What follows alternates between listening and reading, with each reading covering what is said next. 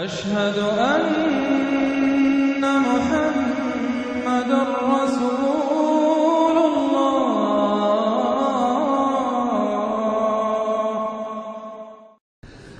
اعوذ باللہ من الشیطان الرجیم. بسم اللہ الرحمن الرحیم. اقرأ بسم ربک الذی خلق خلق الانسان من علق اقرأ وربک الاکرم الذی علم بالقلم علم الانسان ما لم يعلم. صدق اللہ العظیم. رب اشرح لی صدری ویسر لی امری واحلل عقدۃ من لسانی یفقہوا قولی. اس سے پہلے کئی مرتبہ یہ عرض کیا جا چکا ہے کہ حضور پر جو پہلی وحی آئی تقریباً اجماع ہے اس پر کہ وہ یہ 5 آیات ہیں سورہ علق کی. آپ کی عمر شریف جب 40 برس کے لگ بھگ ہوئی، حضرت عائشہ صدیقہ رضی اللہ تعالی عنہ کی ایک روایت میں یہ ساری چیزیں موجود ہیں. تو خلوت گزرنی محبوب ہو گئی، غور و فکر کا غلبہ ہو گیا. پھر آپ غار حرا میں جا کر کئی راتیں کئی دن قیام فرما ہوتے تھے. اور شارحین حدیث کا اس پر اجماع ہے کہ وہاں آپ کیا کرتے تھے؟ کان صفت و تعبدہ فی غار حرا تفکر والاعتبار، غور و فکر، سوچ بچار. اسی میں پھر ایک دن فرشتہ آیا ہے. فرشتے کا آنا اور فرشتہ کیا لے کر آیا جس پر کہ اس نے یہ کہا اقرا، پڑھو. وہ ذرا بات ہے کہ جو ذرا پیچیدہ ہے سمجھنے کی ہے، وہ عرض کروں گا آپ سے. روایت یہ ہے کہ فرشتے نے کہا اقرا، تو حضور نے فرمایا ما انا بقاری. فرشتے نے اپنے ساتھ بھینچا لگا کر سینے کے ساتھ، پھر چھوڑ دیا، کہا کہو اقرا. حضور نے پھر کہا میں ما انا بقاری. تیسری مرتبہ پھر کیا. 3 مرتبہ کرنے کے بعد پھر یہ اقرا بسم ربک الذی خلق. تو اس میں میرے نزدیک وہ روایت صحیح ہے کہ یہ جو پہلی وحی آئی ہے یہ ما بین النوم والیقظہ، جبکہ آپ نیم بیداری اور نیم خوابیدگی کی کیفیت میں تھے، اور فرشتہ اس وقت ایک تختی پر لکھی ہوئی یہ آیات لے کر آیا تھا. ورنہ ظاہر بات ہے کہ آدمی پڑھا ہوا نہ ہو تبھی اسی کی اپنی زبان میں کہا جا رہا ہو کہ یوں کہو، تو وہ تو کہنا مشکل نہیں تھا. 40 برس کی عمر تھی آپ کی، کوئی آپ بچے تو نہیں تھے. کوئی شے تھی کہ جس کو پڑھنا تھا. وہ جو پڑھنا ہے تو وہ اصل میں یہ اس عالم میں کہ جس کو آپ کہیں گے ما بین النوم والیقظہ، بیداری اور خواب کے بین کی کوئی کیفیت تھی جس میں کہ فرشتہ آیا ہے اور اپنی اصل ملکی شکل میں آیا ہے.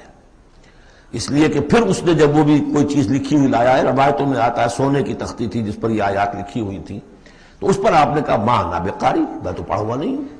اب بات اس کے ساتھ مطابقت رکھتی ہوئی ہے.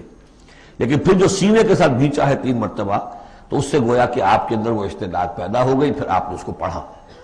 اور یہ میں یاد دلاتا ہوں کہ میں نے جب کہا تھا کہ جب دوسری وحی فترت کے بعد آئی ہے سورہ مدثر کی، تو حضور نے جب دیکھا تھا کہ اب یہ افق اعلیٰ پر یا افق مبین پر حضرت جبرائیل نظر آئے، کیسے پہچان لیا؟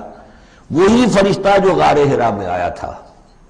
تو وہاں بھی وہ اپنی اصل ملکی شکل میں تھے، لیکن وہاں جو رویت حضور کو حاصل ہوئی تھی وہ پوری بیداری کی حالت کی نہیں تھی. ما بین النوم والیقظہ، یعنی کچھ نیم خوابی اور نیم بیداری کی کیفیت تھی. لیکن دیکھ لیا تھا حضرت جبرائیل کو ان کی اصل ملکی شکل میں اس وقت. لہذا پھر جب وہ پہاڑ سے اترتے ہوئے یا محمد کی صدا آئی، اور پھر آپ نے 2 مرتبہ تو ادھر ادھر دیکھا، کوئی نظر نہیں آیا، تو آپ کو کچھ خوف سا بھی طاری ہوا. پھر اچانک نگاہ اٹھی تو دیکھا کہ وہی فرشتہ کہ وہی کے جو غار حرا میں آیا تھا. اس طرح ہے کہ آسمان زمین کے مابین افق پر، اور اس طرح سے کہ پورا افق بھر گیا. تو یہ ہے اس کا پس منظر. اقرا بسم ربک الذی خلق، پڑھو اپنے اس رب کے نام سے جس نے پیدا کیا. خلق الانسان من علق، انسان کو پیدا کیا اس نے اس جون کی طرح کی چیز سے کہ جو رحم مادر میں چمٹ گئی تھی. اقرا وربک الاکرم، پڑھو اور تمہارا رب بہت کریم ہے، بہت کریم ہے، بہت مہربان ہے. الذی علم بالقلم، جس نے کہ تعلیم دی ہے قلم کے ساتھ. عام انسانی تعلیم قلم کے ذریعے سے ہے، حضور کے لیے قلم کے درجے میں فرشتہ ہے. فرشتے کے ذریعے سے حضور کو سکھایا گیا ہے. علم الانسان ما لم یعلم، اور انسان کو سکھایا ہے جو کچھ کہ وہ نہیں جانتا تھا. اس وحی سے جیسا کہ میں نے بارہا عرض کیا ہے، اب 25واں 26واں دن ہے آج، کہ اس سے آپ کی نبوت کا ظہور ہو گیا. نبی تو پیدائشی طور پر نبی ہوتا ہے، لیکن اس کا ظہور ہوا ہے اس وحی کے ساتھ۔ البتہ اس میں کوئی تبلیغ کا حکم نہیں ہے، وہ تو پھر جب وہ وحی آئی ہے، جب کوئی فرشتے کو دیکھا ہے افق اعلیٰ پر، افق مبین پر، اس کے بعد جب گھر گئے ہیں اور پھر آپ کمبل اوڑھ کر لیٹ گئے ہیں، دہشت کی کیفیت طاری تھی، پھر وہ سورہ مدثر کی آیات نازل ہوئیں، یا ایھا المدثر قم فانذر وربک فکبر۔ وہاں سے پھر آپ کی رسالت کا آغاز ہوا کہ اے لحاف میں لپٹ کر لیٹنے والے، اب کھڑے ہو جاؤ، انذار کرو، خبردار کرو لوگوں کو، اور اپنے رب کی کبریائی کا اعلان کرو اور اس کی کبریائی کے نفاذ کی جد و جہد کرو۔ یہ ہم پڑھ چکے ہیں کل سورہ مدثر میں۔ اس کے بعد میں نے عرض کیا تھا سورہ مدثر ہی میں 7 آیتوں میں حضور سے خطاب کے بعد پھر 3 آیتیں تھیں۔ فَإِذَا نُقِرَ فِي النَّاقُورِ فَذَلِكَ يَوْمَئِذٍ يَوْمٌ عَسِيرٌ عَلَى الْكَافِرِينَ غَيْرُ يَسِيرٌ۔ یہاں پھر دیکھیے، یہاں اب 3 آیتیں آ رہی ہیں، یہ آخرت کا فلسفہ بیان کر رہی ہیں۔ کَلَّا إِنَّ الْإِنسَانَ لَيَطْغَىٰ، کوئی نہیں، انسان طغیانی پر، سرکشی پر، زیادتی پر، ظلم پر، تعدی پر آمادہ ہو ہی جاتا ہے۔ کیوں ہو جاتا ہے؟ وہی حساس اور ذہین آدمی جو بیٹھا غور کر رہا ہے کہ یہ کیا ہو رہا ہے معاشرے میں، کیوں ظلم ہو رہا ہے، کیوں تعدی ہو رہی ہے، کیوں غلط روی لوگوں نے اختیار کی ہے، ہو جاتا ہے انسان۔ کیوں ہو جاتا ہے؟ الراہ استغنا، وہ اپنے آپ کو دیکھتا ہے کہ اس پر پکڑ کوئی نہیں، انگارہ زبان پر رکھوں گا تو جل جائے گی، جھوٹ بولوں گا کچھ بھی نہیں ہوگا، اگر میں کہیں زہر کھاؤں گا مر جاؤں گا، حرام کا مال کھاؤں گا کچھ نہیں ہوگا۔ کہ یہ دنیا جو ہے یہ فزیکل لاز پر چل رہی ہے، یہاں مورل لاز جو ہے آپریٹو نہیں ہے۔ اخلاقی قوانین ہے تو صحیح موجود، انسان کے نفس میں ہے، یہ اچھائی یہ برائی، لیکن دنیا جو چل رہی ہے اس میں ان اخلاقی قوانین کا کوئی دخل نہیں ہے، وہ صرف فزیکل لاز پر چل رہی ہے۔ آگ جلا دے گی اور جھوٹ سے کچھ بھی نہیں ہوگا، چھالا بھی نہیں ہوگا، اور آپ نے اگر کہیں پر سنکھیا کھا لیا تو مر جائیں گے، اور آپ حرام خوری جتنی جائے کرتے جائیں کچھ نہیں ہوگا۔ یہ جو ہے کہ moral law is not operative, جبکہ فزیکل لا آپریٹو ہے، اس وجہ سے انسان جو ہے سرکشی پر، تعدی پر آمادہ ہو جاتا ہے۔ اب اس کا علاج کیا ہے؟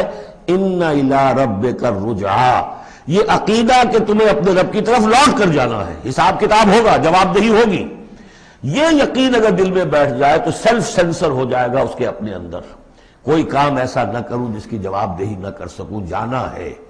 گویا کہ حل جو ہے اس پورے معاملے کا، کسی معاشرے میں اخلاقی زوال آ چکا ہو تو صرف ایک ہے، اور وہ ہے آخرت کا یقین اگر ہوگا کہ ہر چیز کی جواب دہی ہوگی، حساب کتاب ہوگا۔ جس نے کوئی ذرے کے ہم بدل نیکی کمائی ہوگی وہ اس کو موجود پائے گا، اور ذرے کے ہم بدل بدی کمائی ہوگی فمن یعمل مثقال ذرۃ خیرا یرہ ومن یعمل مثقال ذرۃ شرا یرہ۔ جب تک یہ نہیں ہوگا، واقعہ یہ ہے کہ انسان جو ہے ظلم، تعدی، جہاں کہیں بھی ہاتھ پڑ سکتا ہے کوئی نہ کوئی غلط حرکت کرے گا۔ اب اس کے بعد تیسرا حصہ وہاں تھا ولید بن مغیرہ سے متعلق، اور یہاں تیسرا حصہ جو ہے وہ متعلق ہے ابو جہل کے۔ ارایت الذی ینہا، کیا تم نے دیکھا اس شخص کو کہ جو روکتا ہے، عبدا اذا صلی، ہمارے ایک بندے کو جبکہ وہ نماز پڑھتا ہے۔ یہ کچھ ظلم و زیادتی ہوئی ہے 2 مختلف مراحل پر۔ 2 واقعات تو ہمیں ایسے ملتے ہیں کہ حضور کو نماز سے روکا گیا اور آپ کو ایذا پہنچائی گئی اور کوئی غیر معمولی واقعہ نہیں ہوا۔ ایک مرتبہ حضور صلی اللہ علیہ وسلم سجدے میں تھے تو بیٹھے ہوئے تھے دور پہ کچھ وہ جو ابو جہل اور اس کے ساتھی، انہوں نے کہا کہ کوئی ہے ذرا جو فلاں جگہ پر اونٹ ذبح ہوا، اس کی اوجڑی پڑی ہوئی ہے، وہ اوجڑی لا کے محمد کی گردن پہ رکھ دو جب یہ سجدے میں جائے۔ تو حضور سجدے میں گئے تو وہ اوجڑی لا کے، اونٹ کی اوجڑی بری ہوئی وہ لا کے رکھ دی، تو آپ سر نہیں اٹھا پا رہے تھے۔ پھر حضرت فاطمہ کو معلوم ہوا، وہ آئی ہیں دوڑتی ہوئی، پھر انہوں نے وہاں سے اس کو ہٹایا ہے، اور تو اس وقت ایک زیادتی یہ کی گئی، اس وقت کوئی غیر معمولی واقعہ نہیں ہوا، یعنی کہیں اللہ تعالیٰ نے پکڑا نہیں اسے۔ ایک موقع پر یہ ہے کہ حضور نماز پڑھ رہے تھے تو وہ آیا، اس نے آپ کی گردن کے اندر چادر ڈال کر اس کا ایک پھندا سا بنا کے کھینچا کہ آپ کی آنکھیں اگل پڑی۔ لیکن تیسرا واقعہ آتا ہے کہ ایک موقع پر حضور صلی اللہ علیہ وسلم نماز پڑھ رہے تھے تو اس نے ڈانٹا اور کہا کہ محمد میں نے تمہیں منع کیا مت نماز یہاں پڑھا کیا کرو، اور وہ پھر آگے بڑھا کوئی اقدام کرنے کے لیے پھر پیچھے ہٹ گیا۔ لوگوں نے کہا کیا ہوا؟ تو کہا کہ مجھے اپنے اور محمد کے درمیان ایک کھائی نظر آئی جس میں کوئی پروں والی مخلوق تھی، اور وہ میری ٹکا بوٹی کرنے کو تیار تھی، اس سے خوف کھا کر وہ پیچھے ہٹ گیا۔ تو مجھے جہاں تک محسوس ہوتا ہے وہ یہ ہے کہ جب تک تو حضور کو ابو طالب کی پروٹیکشن حاصل تھی، اس وقت تک کا معاملہ تو پہلے 2 واقعات ہیں، لیکن پھر جب آپ آئے ہیں اور طائف سے واپس آئے ہیں اور اللہ تعالیٰ کی طرف سے خصوصی پروٹیکشن آپ کو ملی ہے، اس کے بعد کا واقعہ وہ ہے کہ جس کا کہ یہاں تذکرہ ہو رہا ہے۔ ارأیت الذی ینہا، کیا تم نے دیکھا اس شخص کو جو روکتا ہے، عبدن ہمارے ایک بندے کو، اذا صلی، جبکہ وہ نماز پڑھتا ہے۔ ارأیت ان کان علی الہدی، کیا تم نے غور کیا اگر وہ شخص ہوتا ہدایت پر، یہی ابو جہل ہدایت کے راستے پر کاربند ہوتا، او امر بالتقوی، یہ ہمت والا آدمی ہے، جرت والا آدمی ہے، بخیل نہیں تھا، اس نے یہی کہا تھا کہ بنی ہاشم نے اگر لوگوں کو، غریبوں کو کھانے کھلائے، ہم نے ان سے بڑھ کر کھلائے، ابھی تک تو ہم کندھے سے کندھا ملا کر آ رہے، وہ بخیل نہیں تھا۔ پھر جری تھا، بہادر تھا، میدان جنگ میں گیا ہے، لیڈ کیا ہے لشکر کو اپنے، اور جب گردن کاٹنے لگے تھے تو کہتا تھا نیچے سے کاٹنا تاکہ نیزے کے اوپر چڑھاؤ گے تو معلوم ہو کہ اونچی گردن ہے کسی سردار کی گردن ہے۔ تو یہ چیزیں اس کے اندر تھیں، مرد میدان تھا۔ لیکن یہ ہے کہ وہ جو صدق بالحسنی والے معاملے پہ آ کے مار کھا گیا۔ لیکن یہ کہ اگر یہی شخص ایمان لے آیا ہوتا، ہدایت پر ہوتا، تقویٰ کی تعلیم دیتا، تو آپ سمجھیے پھر کیا ہوتا، گویا کہ ایک اور عمر فاروق مل گیا ہوتا اس امت کو۔ بالکل ان کی شخصیتوں کے اندر بڑا پیرلل انداز ہے۔ حضرت عمر بھی لڑنے بڑھنے والے آدمی، کشتیاں کرنے والے آدمی، ادھر سے جا رہے ہیں اس کو دھکا دے رہے ہیں، اس مزاج کے آدمی تھے۔ لیکن یہ کہ بہرحال ان میں وہ شیء موجود تھی کہ بخل نہیں اور بزدلی نہیں۔ ان دو چیزوں کے بعد جو ہے پھر یہ کہ تصدیق بالحسنی کے لیے اللہ تعالیٰ نے ایک راستہ کھول دیا ان کے لیے، تو ان کے وہ عمر فاروق بن گئے۔ اس لیے کہ دعا کی تھی محمد رسول اللہ نے۔ ارأیت ان کذب وتولی، کیا تم نے سوچا کہ اس نے جو جھٹلایا ہے، منہ موڑ لیا ہے، الم یعلم بان اللہ یری، کیا یہ جانتا نہیں کہ اللہ دیکھ رہا ہے؟